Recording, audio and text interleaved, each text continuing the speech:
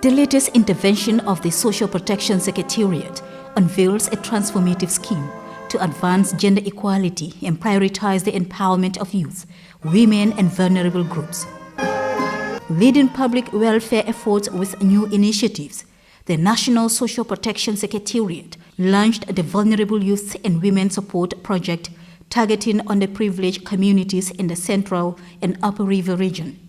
The African Development Bank-funded project seeks to promote livelihoods and access to basic social services and education for people in rural areas, notably CRR and URR. Sehu Traore, Deputy Permanent Secretary at the Office of the Vice President, highlighted the significance of the project and called for more action to support vulnerable communities in the country. This project represents a significant step towards addressing the challenges faced by some of the most marginalized groups in our society, our young people and women, who, despite their potentials, often struggle to access the opportunities they need to thrive and contribute fully to the development of our country.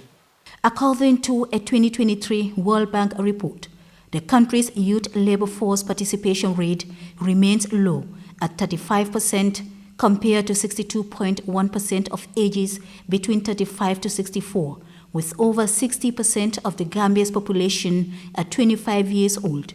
Youths from 15 to 24 years cover a pivotal age at which core life decisions are made, and investment needed to build human capital to materialize into lifelong outcomes. However, there are growing concerns about access to quality education, gainful employment, and a decent standard of living.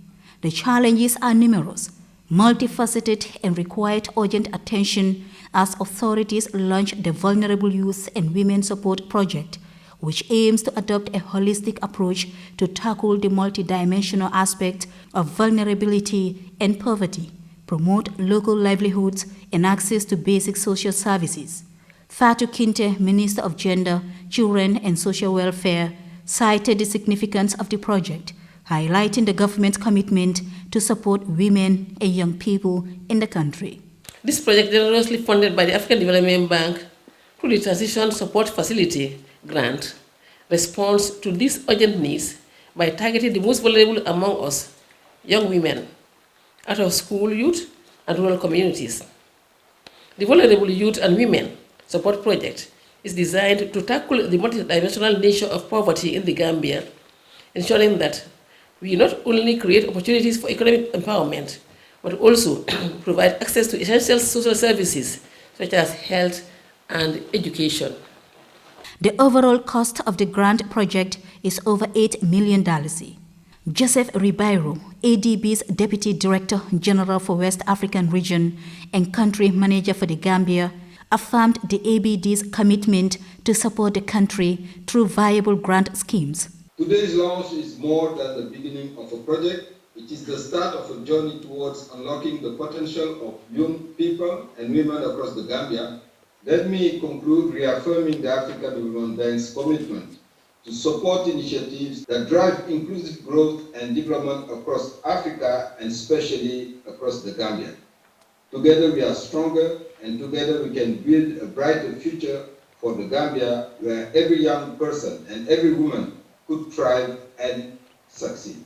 The latest social protection project targets about 10,000 youth as authorities move to implement extensive outreach programs to empower and support vulnerable communities with equitable access to jobs and livelihood opportunities.